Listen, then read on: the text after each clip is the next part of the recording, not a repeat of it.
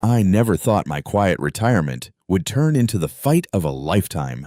One morning, a thick envelope landed in my mailbox with a demand so outrageous it nearly stopped my heart, a $250,000 fine from the HOA, accusing me of trespassing on land I had lived on for over 3 decades. They said my fence, my shed, even the garden my late wife once tended were all illegal. But here's the twist: the same people threatening to bankrupt me had been living large on my property for years without even knowing it. Pools, garages, luxury wings, all built on land my father left me. They tried to crush me with lawyers and intimidation, but what I uncovered next didn't just save my home, it put their entire empire in jeopardy.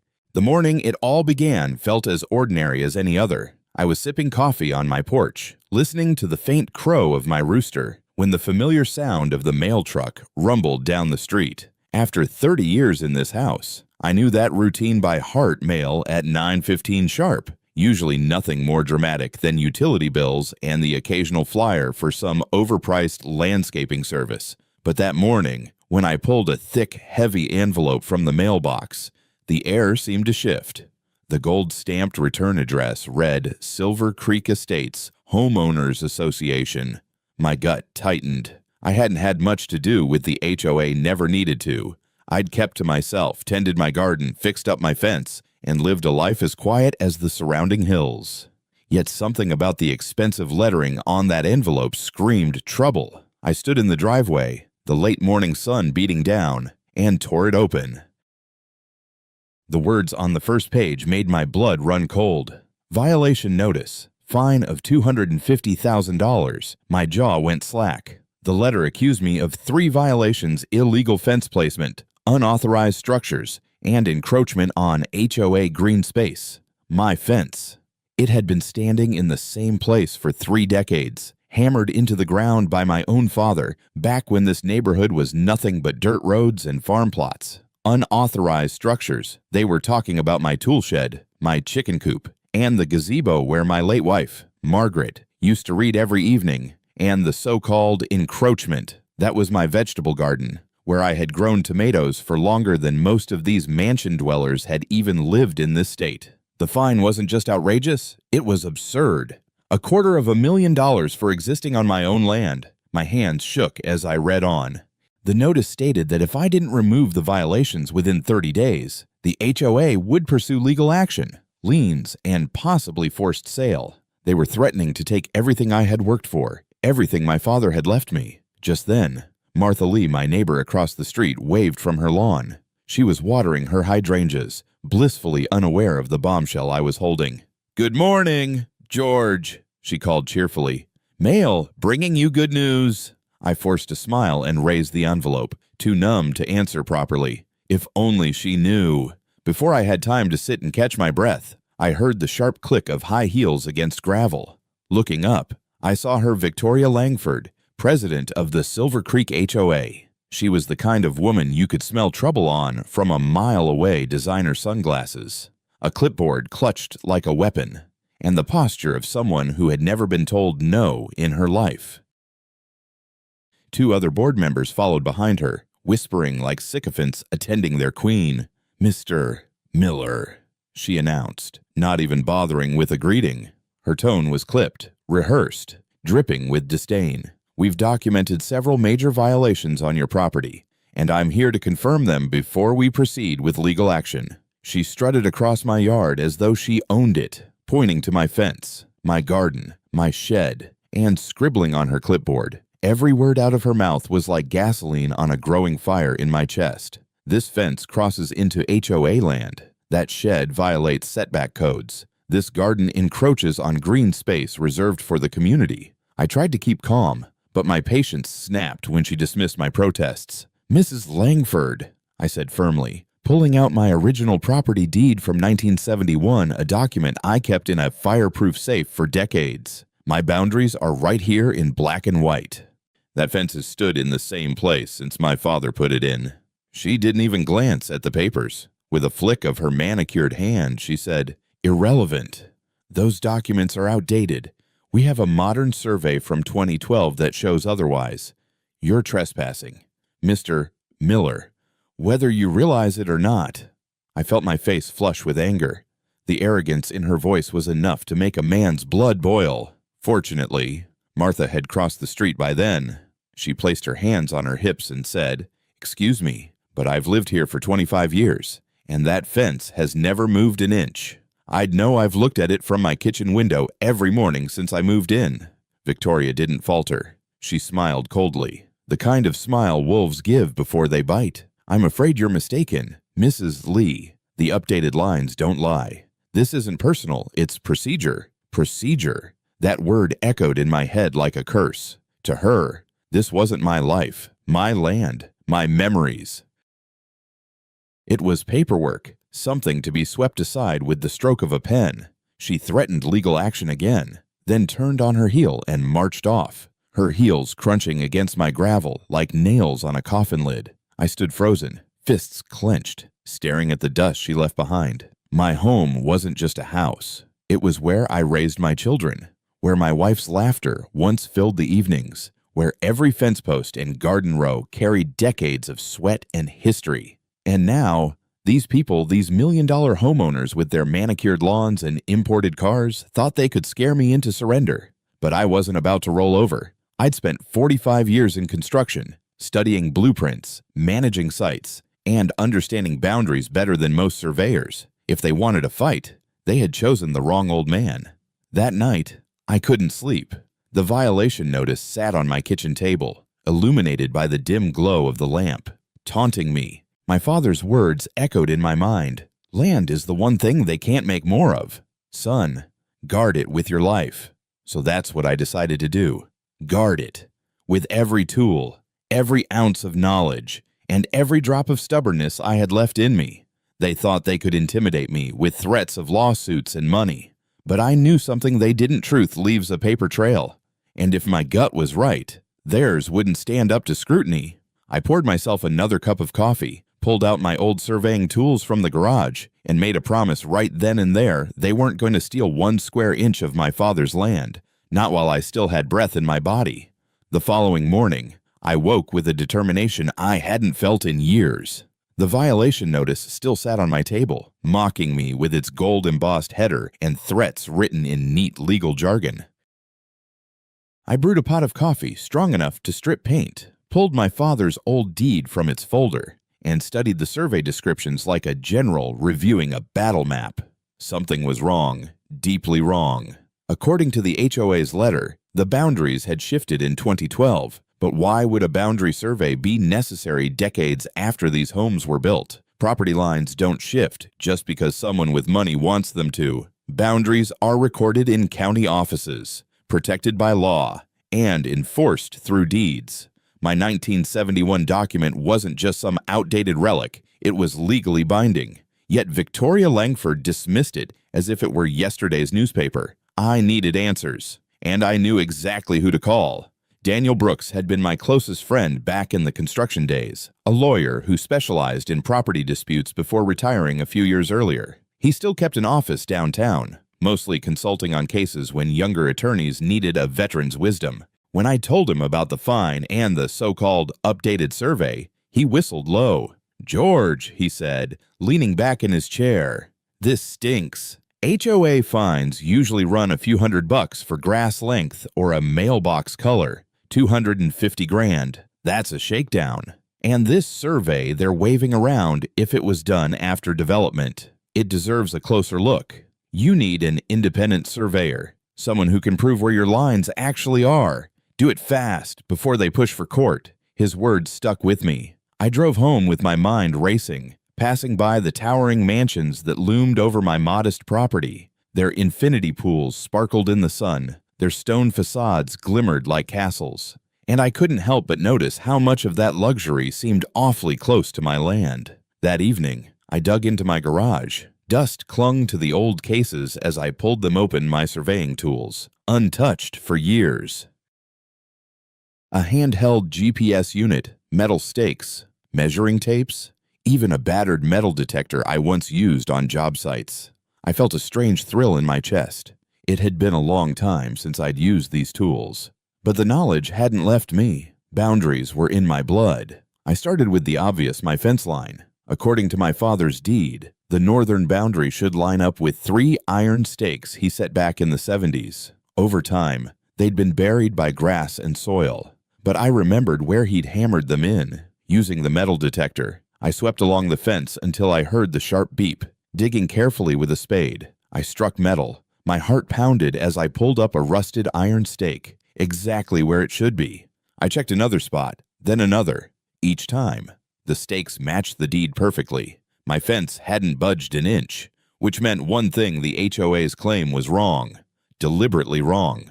But as I expanded my search, I uncovered something that made my hands shake. The stakes didn't just confirm my fence's accuracy, they revealed that my land extended further than the current boundary showed. In fact, it overlapped with manicured lawns, fancy driveways, and, most alarmingly, the edge of Victoria's prized swimming pool. I stood there in the fading sunlight, staring across the street at her gleaming estate. The implications hit me like a thunderclap. If my findings were correct, the HOA wasn't fining me for trespassing. They were covering up the fact that they had been trespassing on me. The next day, Martha stopped by with a casserole. She'd seen me digging around with my tools and wanted to know what was going on. I explained, showing her the old deed, the stakes, and my GPS readings. She gasped, covering her mouth. "George, I remember when those houses went up. The crews were always out there moving markers, hammering things in at night. I thought it was strange, but I figured it was all legal." "You're telling me they built on your land?" "That's exactly what I'm telling you," I said grimly. She sat at my kitchen table, eyes wide, her casserole untouched. "You have to fight this. Don't let them bully you. People need to know." Her encouragement meant more than I could admit. For years, Martha had been the kind of neighbor you could count on for sugar, small talk, or a sympathetic ear. Now, she was about to become my first witness. Still, I needed undeniable proof. My preliminary tools could only tell part of the story. For a battle this big, I required precision, the kind only a licensed surveyor with modern GPS equipment could provide. I spent that evening on the phone until I reached Jake Collins, a respected surveyor with 3 decades in the field. He was known in 3 counties as the man who could settle disputes that had dragged on for years. When I explained the situation, especially the suspicious 2012 survey, he grew quiet. "George," he said finally, "I've seen this before. Developers, HOAs, even city councils. Sometimes they pull stunts like this, banking on folks not having the time or resources to fight. But if your land extends the way you think it does, this isn't just a small mistake. This is fraud. Systematic fraud. I'll bring my equipment this week, and we'll get the truth." That night, I lay awake, staring at the ceiling fan spinning slowly above me. For years, I'd believed my battles were behind me. My children grown, my wife gone, my days spent quietly tending tomatoes. But now I realized I was being pulled into something much bigger than myself. This wasn't just about a fence or a shed. It was about legacy, justice, and whether ordinary men like me still had a chance against money and power. I thought of my father again, of his calloused hands driving those stakes into the earth half a century ago. He'd always said land was sacred, not because of its value in dollars, but because it represented freedom, independence, stability for a family's future. That night, I made another promise to myself: I would see this fight through, no matter how ugly it became. The HOA thought they could bury me with fines and intimidation. What they didn't realize was that they had awakened something they weren't prepared for: an old man with nothing left to lose and everything to prove. And as dawn broke the next morning, I knew this was only the beginning. Jake Collins arrived early on a crisp Thursday morning, his pickup loaded with high-tech equipment that looked more like something from NASA than anything I'd ever used in my construction days. He stepped out, shook my hand firmly, and wasted no time unloading tripods, GPS base stations, laser scanners, and boxes of tools that gleamed in the sunlight. "George," he said, setting up his first station with the precision of a surgeon, "this is going to take a few weeks, but when I'm done, there won't be any doubt where your property lines really are." We started with my northern boundary, the one Victoria claimed was cutting into HOA green space. Jake positioned his GPS unit, calibrating it with satellite signals and county benchmarks. I stood beside him as he pulled up the data on his tablet, numbers streaming across the screen like code in a spy movie. After a long moment, he turned to me with raised eyebrows. "You're not crazy. Your fence is exactly where it should be, down to the inch." I let out a breath I hadn't realized I was holding. But then he frowned, zooming out on the map overlay. "But that's not all. Your deed describes a lot line that extends 35 feet further east than your fence, which means," he turned, pointing directly toward Victoria's property, "her pool deck. That's sitting on your land." The words sank into me like ice water. My modest little fence, the one they accused of trespassing, had actually left a chunk of my rightful land unused. And that unused strip was now home to a six-figure infinity pool, marble patio, and half her tennis court. Jake didn't stop there. Over the next several days, he worked methodically, mapping every boundary, every corner, every overlap. The more he uncovered, the worse it got for the HOA. On the west side, Nathan Cross's four-car garage and circular driveway sat almost entirely on my acreage. To the south, Elena Foster's sprawling master suite with its floor-to-ceiling windows and spa-like bathroom jutted 20 feet over my deeded land. Jackson Murphy's outdoor kitchen and pizza oven mine. Even Bethany Wells's manicured front lawn and decorative fountain were planted in soil that legally belonged to me. Each discovery made my pulse race faster. What started as a petty harassment fine had transformed into something monumental. $5 million homeowners had built their dream estates on stolen ground. Martha stopped by nearly every day to check on progress. She'd bring sandwiches or sweet tea, but mostly she came to watch history unfold. I knew something was fishy back then, she muttered one afternoon, watching Jake pull another iron stake from beneath a bed of Victoria's imported roses. Those crews were out at night, moving markers around. I thought it was just part of the job. But now, this proves it. They buried the truth, literally. Her testimony alone could crush the HOA's defense, but Jake's data was the real nail in the coffin. He documented everything with photos, GPS coordinates, and signed reports. Each page a dagger pointed at Victoria's empire. One evening, after Jake packed up for the day, I walked my property line slowly, the orange survey flags fluttering in the breeze. I couldn't help but feel a strange mix of triumph and dread. On one hand, I'd been right all along my land was mine, and no HOA could rewrite history. On the other hand, I knew revealing this would unleash a storm like nothing I'd ever faced. These weren't just nosy neighbors. These were wealthy, powerful people with reputations to protect and lawyers on retainer. Sure enough, the storm came quickly. Victoria herself marched across my driveway the following morning, heels clacking like gunfire. She didn't bother with pleasantries. "Mr. Miller," she snapped, "we've received reports that you've hired an unapproved contractor to perform unauthorized surveying activities on HOA land. This is a direct violation of community policy." I almost laughed in her face. "Unauthorized? You mean on my property?" I asked, gesturing to the flags Jake had left. She sneered. "That land belongs to Silver Creek Estates. Our survey proves it." "Your survey," I said calmly, pulling a copy of my father's deed from my back pocket, "was filed by a company that shut down years before it was supposedly conducted. Jake's equipment doesn't lie, and neither does this deed." Her expression faltered for a split second, but she recovered quickly, smoothing her designer blazer. "If you continue down this path, Mr. Miller, you'll be facing far more than fines. You'll be bankrupting yourself in court. I strongly suggest you reconsider before you embarrass yourself further." With that, she spun on her heel and stormed back to her mansion, her two board members trailing behind like loyal soldiers. I stood there, heart pounding, watching her disappear. She thought threats could scare me. Maybe they would have scared someone else, but not me. Not anymore. That night, Jake stopped by with the preliminary results. He laid out the maps across my kitchen table, the red lines slashing boldly across the fancy properties. "George, this isn't just a boundary dispute. This is a scandal. Whoever filed that 2012 survey forged signatures and falsified coordinates.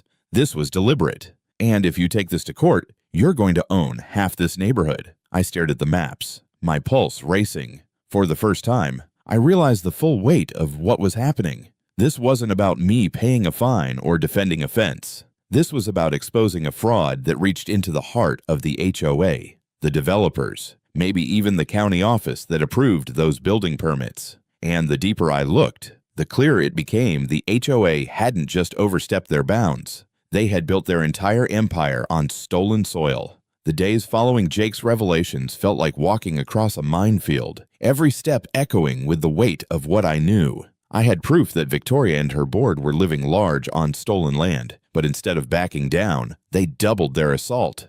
The harassment came swift, calculated, and relentless. The first strike landed in the form of a noise complaint. At 6 in the morning, the county inspector showed up at my door holding a clipboard. "We've had a report of livestock disturbing the peace," he said flatly, pointing to my rooster crowing in the yard. I nearly laughed. My rooster, Bobby, had been greeting the sun for 15 years, and nobody had complained once until now. The next day, another letter arrived, this one from the city zoning office. Unauthorized agricultural use of residential land. It read, citing my chicken coop as a violation. The irony was so thick I could choke on it. These same neighbors hosted noisy pool parties until 2 a.m. Yet suddenly my hens were a menace to society. By week's end, I received a notice from the health department. Someone had reported unsanitary conditions on my property because I composted kitchen scraps. The inspector found nothing wrong, of course, but the pattern was obvious. Victoria was weaponizing every government agency she could think of, hoping to bury me under paperwork until I surrendered. I kept every letter, filed every complaint, and documented every visit. If they wanted to play dirty, I'd build a case so airtight that not even the slickest attorney could wiggle through. But the HOA wasn't finished. A week later, Victoria herself returned, not with threats this time, but with a smile that made my skin crawl. She stood on my porch in a tailored suit, holding a cashier's check like it was a golden ticket. "George," she said sweetly, though her voice carried the sharpness of a blade, "let's resolve this neighbor to neighbor. $50,000. You drop this nonsense, sign a release, and we can all move forward peacefully." I stared at that check, the numbers glittering under the afternoon sun. $50,000 was more money than I'd seen at once in my life. But compared to the land they'd stolen, compared to the principle of what was happening, it was an insult. I met her eyes, steady as a steel beam. "Mrs. Langford, I don't take money from thieves. If anyone's paying, it'll be you paying me rent for 15 years of trespassing." Her smile froze, then cracked. She stuffed the check back into her folder and left without another word. That night, as I sat on the porch staring at the horizon, Martha joined me with 2 mugs of coffee. "She's scared," she said quietly. "She wouldn't be offering money otherwise." "Scared people do stupid things," I muttered, sipping the bitter brew. "And I think she's just getting started." Sure enough, within days, an announcement arrived in everyone's mailbox. Emergency HOA meeting, mandatory attendance. Martha, who had her ear to the neighborhood grapevine, told me the plan. Victoria intended to paint me as a deranged old man, disruptive and dangerous, undermining the harmony of Silver Creek Estates. The board was preparing a presentation with photos of my so-called violations, hoping to sway the community against me. It was a clever move. If she could isolate me, make me the villain, public opinion might crush me before the truth ever saw daylight. But I wasn't about to walk into their trap unprepared. Jake and I spent the weekend assembling our own presentation high-resolution drone images, GPS overlays, photographs of the unearthed survey stakes, and copies of my deed. We organized everything into a digital slideshow that would leave no room for doubt. On Sunday evening, Daniel Brooks, my old lawyer friend, stopped by with another ally, Rachel Morgan, a sharp-tongued property attorney with 20 years of courtroom experience. "If this goes to trial," Daniel said, "you'll need someone like Rachel. She doesn't flinch in front of judges or bullies." Rachel studied Jake's maps with a frown that slowly turned into a smile. "This isn't a dispute," she said finally. "This is fraud on a scale I haven't seen in years. If you're willing to fight, George, I'll make sure the law is on your side." I shook her hand, feeling a surge of strength. For the first time, I realized I wasn't fighting alone. The day of the emergency meeting arrived, and tension buzzed through the neighborhood like electricity before a storm. The community center parking lot overflowed with cars. People whispered in clusters, some throwing me sympathetic glances, others sneering as if I were already guilty. Inside, the board sat at a long table, elevated like judges in a tribunal. Victoria presided at the center, flanked by her loyal allies. Behind them, a massive projector displayed blown-up photos of my garden, my shed, my fence labeled in bold red letters, "Violations." The room hushed as Victoria rose. Her speech dripped with false concern. She spoke of community standards, of one man's stubborn refusal to respect boundaries, of property values at risk because of my defiance. By the time she finished, several heads were nodding in agreement. Then she called my name. "Mr. Miller, you may present your defense." I stood slowly, feeling every eye on me. My knees ached, my hands trembled, but my voice was steady. I connected Jake's laptop to the projector, and the first image appeared, a drone shot of the entire neighborhood. GPS-verified lines slicing boldly across the screen.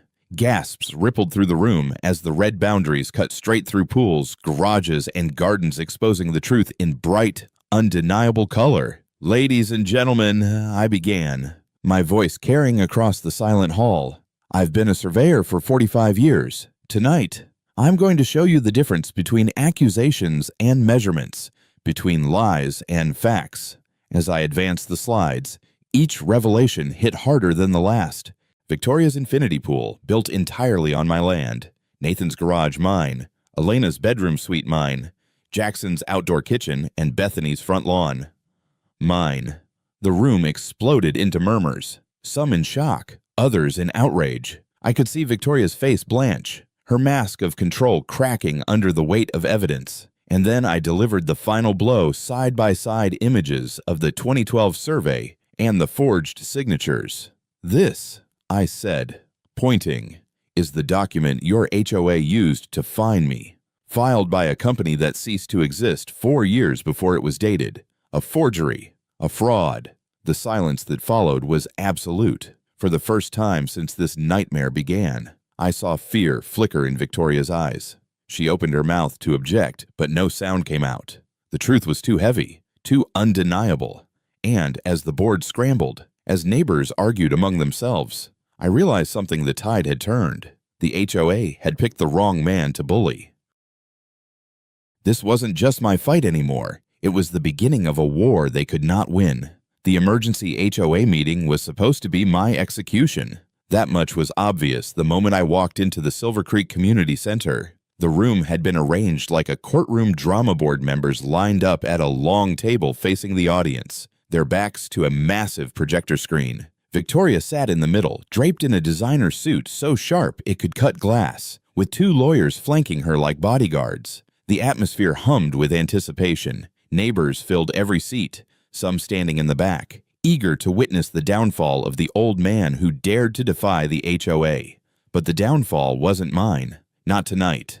Victoria opened with her usual venom disguised as professionalism. She clicked through glossy slides showing my shed, my chicken coop, my fence, each one stamped with the word "violation" in bold red. She spoke of community standards, property values, and disruptive behavior. Her tone dripped with condescension, portraying me as a confused relic refusing to adapt to modern order. The crowd nodded along, some whispering in agreement, others avoiding my eyes. By the time she finished, you could almost taste the smugness radiating from her side of the room. Then it was my turn. I stood slowly, my knees stiff but my resolve sharper than ever. Jake set up his laptop on the projector, and the first drone image appeared, an overhead shot of the entire neighborhood. Thick red GPS-verified lines sliced across the screen, carving through pristine lawns and luxury additions like a scalpel. The audience gasped audibly, the sound swelling like a wave. "Ladies and gentlemen," I said, my voice steady though my hands trembled slightly, "I've spent 45 years as a surveyor. Tonight, I'm not here to argue feelings or opinions. I'm here to show you facts, measurements, records, and evidence that speak louder than any accusation." I clicked to the next slide. Victoria's infinity pool glistened in the image, overlaid with bright boundary lines proving it lay entirely on my land. A murmur of shock rippled through the audience. The following slide exposed Nathan Cross's prized 4-car garage and circular driveway, likewise intruding deep into my property. Gasps turned to whispers as Elena's lavish master suite, Jackson's outdoor kitchen, and Bethany's front lawn all appeared in turn, each one a glaring example of how the HOA board had been living large on soil that wasn't theirs. Victoria's composure faltered. Her hands twitched against her clipboard, lips pressed tight. One of her lawyers leaned close, whispering furiously, but the damage was done. "And here," I said, moving to the final slide, "is the survey they've been using against me. Dated 2012, filed by a company that shut down in 2008. I zoomed in on the forged signatures, side by side with the state database showing no such licensed surveyor existed. This isn't a survey, it's a forgery. A fraud designed to make my land disappear on paper, so the board could build their playground on it." The silence was suffocating. Even the hum of the projector seemed louder than the stunned crowd. Then, from the back row, Martha stood. "I remember," she said loudly, her voice trembling but strong. "When those houses were built, I saw workers moving the old stakes. They told us they were just updating boundaries for development. I thought it was legal, but I see now it was theft." Her words shattered the room. Several longtime residents nodded, some speaking up with their own memories of suspicious construction activity. Others turned on the board, whispering accusations of deceit. The tide had shifted in real time, and Victoria knew it. She tried to fight back, rising to her feet with forced indignation. "This man is misleading you. GPS surveys can't be trusted. These are fabricated accusations meant to destroy the integrity of our community." But before she could finish, Jake calmly stood and held up his license. "I am a state-certified surveyor with 30 years of experience. My credentials are verifiable, my equipment calibrated, my findings confirmed against historical deeds. You can deny opinions. Mrs. Langford, you can't deny math." A smattering of applause broke out, hesitant at first, then growing bolder. Victoria's face drained of color as she realized the meeting had slipped beyond her control. Nathan leaned toward her, whispering angrily. Elena shuffled papers with shaking hands. Jackson avoided eye contact altogether. Bethany sat frozen, lips pressed in a thin line, as though she just realized the fountain in her front yard might bankrupt her. I closed my presentation with the simplest of words. For decades, I've cared for this land. I never wanted conflict, never wanted attention. But when someone tries to steal what's yours, you fight back. And I will fight, in court if necessary, until justice is done. The room erupted some clapping, some shouting, some storming out in anger. Lines were drawn that night, half the neighborhood rallying behind me, the other half circling the wagons around Victoria and her board. As the meeting descended into chaos, I quietly packed up my equipment. I didn't need to gloat. The truth was now out in the open, and no amount of bluster could stuff it back in. Outside, under the cool night air, Martha clutched my arm. "You did it, George," she whispered. "They're finished."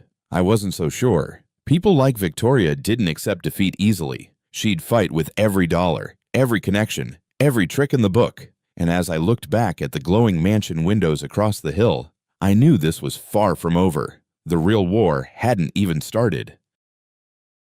Because exposing the truth in a community meeting was one thing, winning in a court of law against millionaires with bottomless pockets would be another battle entirely. The fallout from the HOA meeting hit harder than I expected. By sunrise the next morning, the entire neighborhood was buzzing. Some folks came by to pat me on the back, calling me brave for standing up to Victoria. Others turned their heads when I walked by, whispering that I was ruining the community and destroying property values. It felt like living in two different worlds, at once half allies, half enemies, and every one of them a neighbor I'd known for years. But what I feared most arrived in the form of a letter stamped with the seal of the county courthouse. Victoria hadn't wasted a moment. She'd filed a lawsuit accusing me of fraud, harassment, elder abuse, and intentional infliction of emotional distress. The words leapt off the page like poison. They weren't just trying to bankrupt me, they were trying to brand me as some kind of bitter, senile menace. That same afternoon, I drove into town to meet Rachel Morgan, the property attorney Daniel had introduced me to. Her office was lined with thick law books and framed verdicts from cases she'd won. She flipped through the HOA's complaint, snorted, and tossed it on her desk. "This," she said sharply, "isn't a legal claim. It's a smear campaign dressed up in legalese. Don't panic. George, if they want war, we'll give them one." Rachel explained that the first step was filing a counterclaim.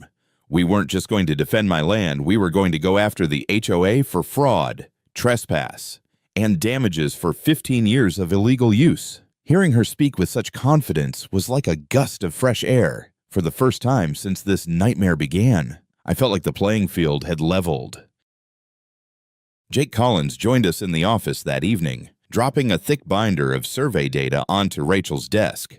"Every inch of this is bulletproof," he said. "Satellite confirmations, coordinate overlays, photographic evidence, and chain of title analysis from your original deed forward.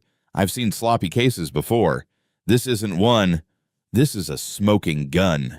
Rachel leafed through the binder, her smile widening with each page. "If this holds up in court, and it will, Victoria's empire is built on sand, and sand crumbles fast." Still, the weeks that followed tested me in ways I never imagined. Every day brought new paperwork, depositions, interrogatories, requests for records. Rachel warned me the HOA's lawyers would try to drown me in costs and delays, hoping I'd cave. And she was right. By month 2, I'd already spent tens of thousands in legal fees, more money than I'd ever laid out since my wife's hospital bills. To make matters worse, the harassment from the HOA escalated. Victoria filed noise complaints whenever my rooster crowed, even though sunrise was hardly a crime. She called code enforcement on my vegetable garden, claiming it attracted pests.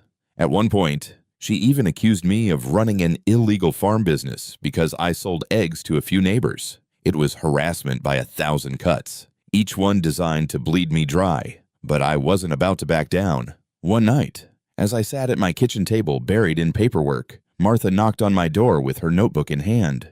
"I've been keeping track," she said proudly. She flipped it open to reveal pages of notes every time she saw a board member sneaking into Victoria's house, every shady conversation overheard, every suspicious visit from inspectors. "They're desperate, George. They know they're cornered." Her dedication nearly brought me to tears. I wasn't fighting alone anymore. The story spread beyond Silver Creek. A local news crew caught wind of the dispute, framing it as a David versus Goliath saga, a retired surveyor standing against a powerful HOA.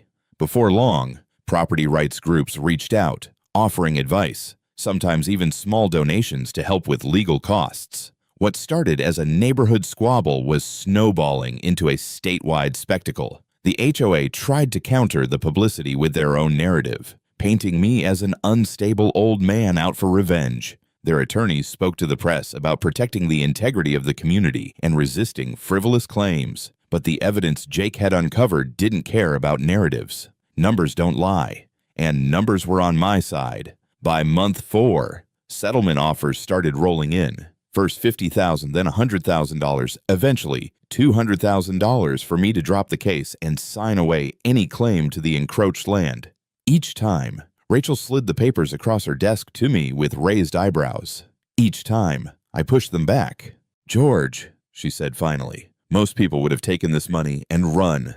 Are you sure you want to keep pushing?" I looked her square in the eyes. "I'm not here for a payday. I'm here because they stole what was mine. And if I give in now, they'll just do it to someone else." Her expression softened. "Then we fight to the end." By month 6, the case had exploded into a full-blown legal war. Both sides filed motion after motion arguments about whether GPS data was admissible, whether Jake's qualifications were sufficient, whether my 1971 deed carried more weight than the HOA's bylaws. It was like watching lawyers play chess with my life as the prize. But the support I received kept me standing. The State Surveyor Association filed a brief supporting Jake's methods, calling GPS surveying the gold standard of modern boundary determination. Property rights advocates rallied, warning that if HOAs could override deeds with fraudulent surveys, no homeowner in America was safe. The pressure on Victoria and her allies mounted. Behind closed doors, they bickered. Rumors swirled about some board members blaming her for dragging them into disaster. But Victoria herself never wavered, at least not in public. She still strutted into hearings with her $1,000 suits and cold smiles, still spat venom at me across the table. Yet I could see the cracks forming. Her empire wasn't just shaking, it was starting to crumble. One evening, as the sun dipped below the horizon, Rachel called me with news. Trial's been scheduled. 8 months from now, jury trial. They're giving us plenty of time, which means this case is big. George, this could set precedent across the state. I hung up the phone, staring out across my land, the land my father once tilled with his bare hands. 8 months of battle still lay ahead, with costs, stress, and no guarantees. But I felt no fear. What I felt was resolve. They thought they could intimidate me into surrender. But all they had done was awaken the fight of my life, and I intended to win. The morning of the trial felt like walking into a storm you could see coming from miles away but couldn't avoid. The county courthouse loomed against the gray sky, its steps crowded with reporters, cameramen, and protesters carrying signs. Some signs read, "Property rights are sacred," while others parroted the HOA's narrative, "Stop the nuisance old man." The air buzzed with tension, and for a moment I almost wished I could crawl back into bed and let the world tear itself apart without me. But that wasn't an option. Not anymore. Inside the courtroom, the scene was surreal. Rows of spectators filled the benches, many from outside Silver Creek, who had followed the case through news reports. Property rights activists sat beside curious citizens, their faces intent, waiting for the battle to unfold. At the front, Judge Catherine Wu presided, her black robe as commanding as her reputation.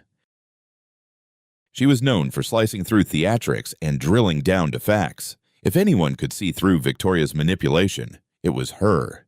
On my side, Rachel Morgan looked sharp and unflappable, her case files neatly stacked. Jake Collins seated behind her with his GPS equipment ready for demonstration. Martha had come too, a quiet presence of support, sitting where I could see her smile every time I turned around. Across the aisle, Victoria sat with her legal dream team, 3 attorneys in tailored suits, their briefcases gleaming like weapons. She wore her defiance like armor, chin raised, lips curled in a faint smirk. But I saw the stiffness in her shoulders, the way her eyes darted to the jury box. She was nervous, though she'd never admit it. The trial opened with the HOA's attorneys delivering their narrative. They painted me as a bitter old man clinging to outdated deeds and trying to claw wealth from my successful neighbors.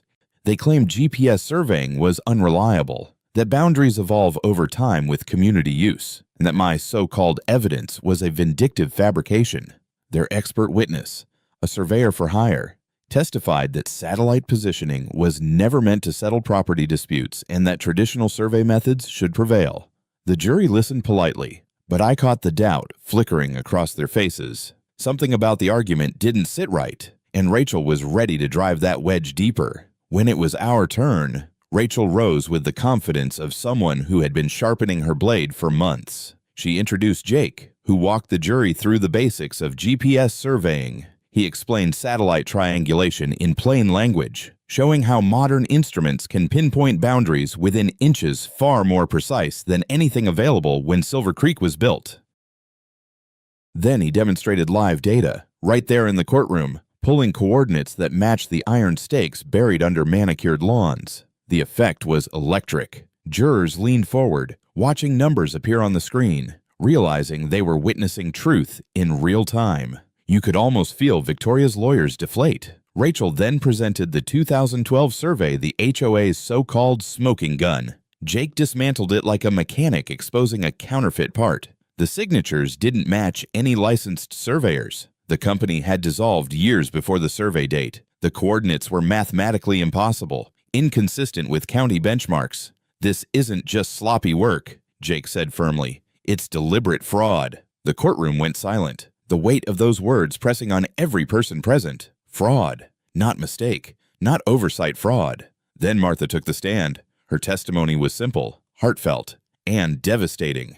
She described watching construction crews move boundary stakes during the mansion boom years, how they dismissed neighbors' questions with vague reassurances. She remembered my fence standing exactly where it was today, unchanged for decades. She had no stake in the outcome, no financial gain, no personal vendetta, just the truth. And truth carries its own authority. When Rachel finally called me to testify, I felt my throat tighten. But as I faced the jury, I thought of my father, hammering those original stakes into the earth, telling me that land was a man's legacy. I explained how I had discovered the buried stakes, how the GPS aligned perfectly with my deed, and why I refused every settlement Victoria offered. This isn't about money, I said plainly.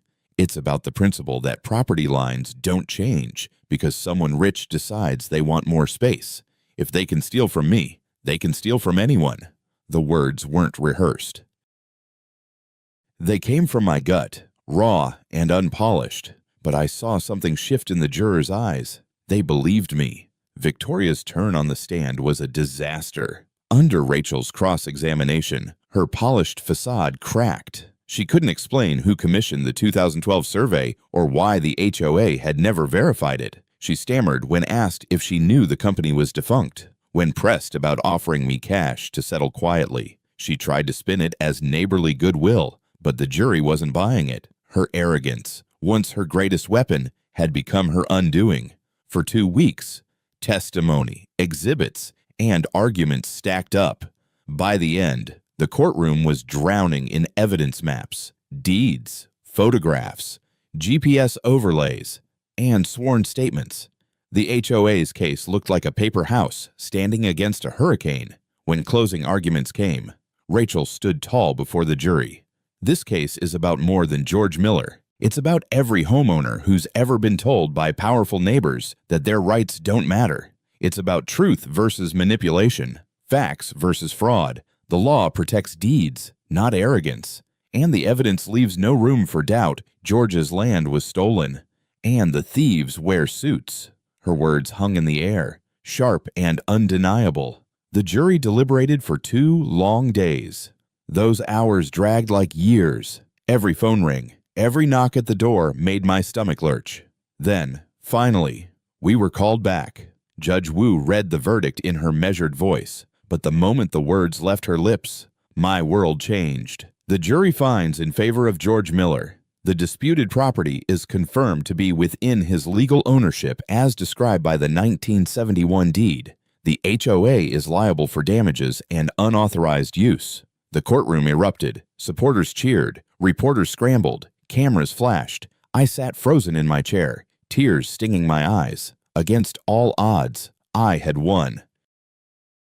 Victoria's face drained of all color. Her attorneys already whispering about appeals, but the damage was done.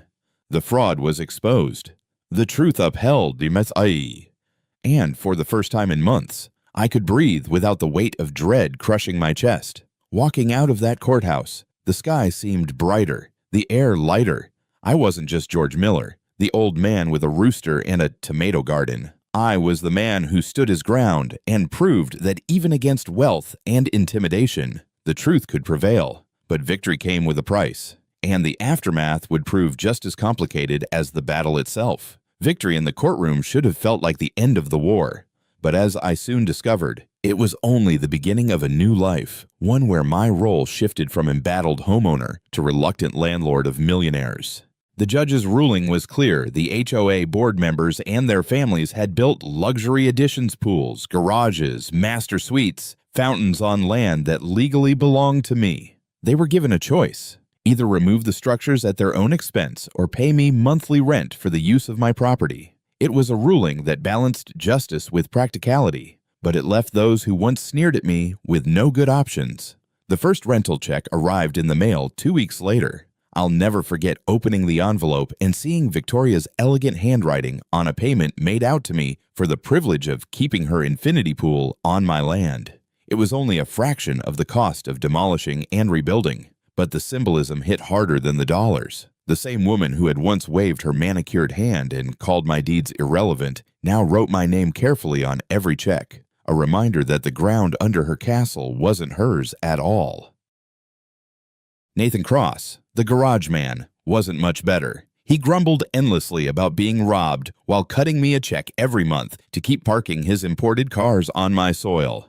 Elena Foster paid the highest rent of them all for her sprawling master suite, though she negotiated fiercely, unwilling to accept that her dream bathroom now had a landlord. Jackson Murphy, who had mocked my rooster during the HOA meeting, now handed over nearly $2,000 a month just to host his wine and pizza gatherings. Bethany Wells, yes, on the other hand, surprised me. Instead of fighting, she hired a landscaping crew to move her fountain and gazebo back onto her own lot.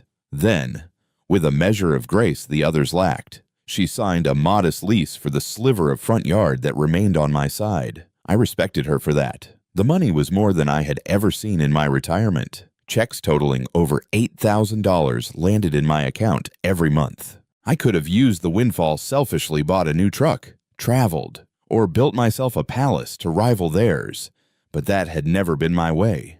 Instead, I paid off debts, repaired my aging house, and established a scholarship fund for students studying surveying and construction at the local college. If my father's land was going to change lives, it would be for people who worked hard, not for those who tried to steal what wasn't theirs. Still, the shift in power reshaped Silver Creek in ways no one expected. Suddenly, I wasn't the outcast anymore. Neighbors who once treated me like a cranky relic now approached with respect, even deference. Some came seeking advice about their own property lines, worried that what had happened with the fraudulent 2012 survey might repeat itself. Jake and I conducted community workshops, teaching homeowners how to read deeds and spot red flags in surveys.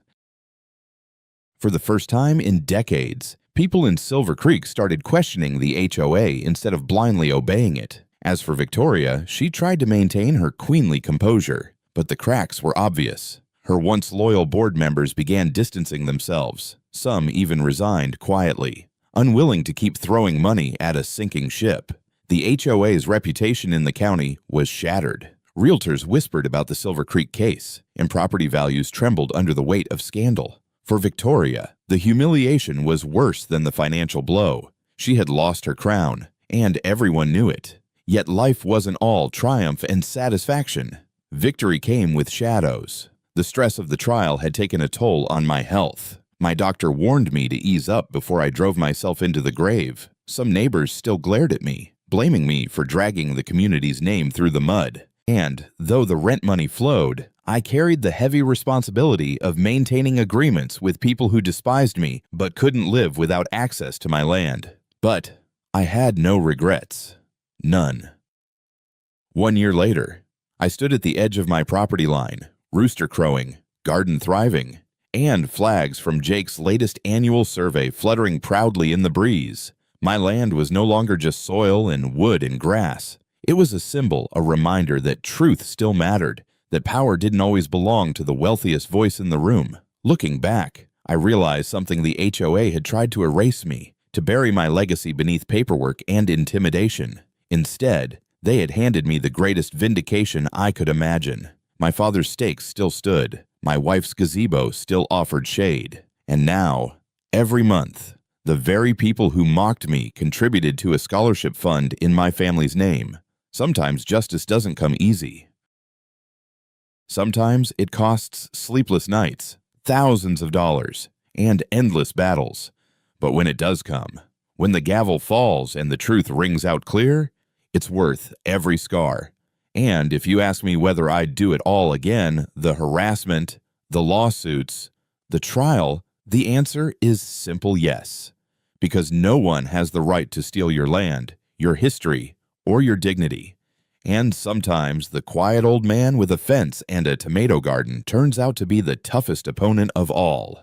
If there's one lesson my battle with the HOA taught me, it's this: never underestimate the value of what you've been entrusted with, and never let anyone bully you into surrendering what is rightfully yours. Land, home, and legacy aren't just numbers on a deed. They carry the weight of family history, sweat, and sacrifice. Wealth and intimidation may seem powerful, but truth, backed by persistence and courage, is stronger still. Too many people give up when faced with legal jargon or powerful opponents, but justice belongs to those who stand firm. My fight proved that age isn't weakness. It can be wisdom sharpened into a weapon. So if you're watching this, I want you to remember your voice matters, your rights matter, And you are never too small to push back against giants. Tell me in the comments, have you ever had to fight for something that was yours? Did someone try to take advantage of you? Share your story below.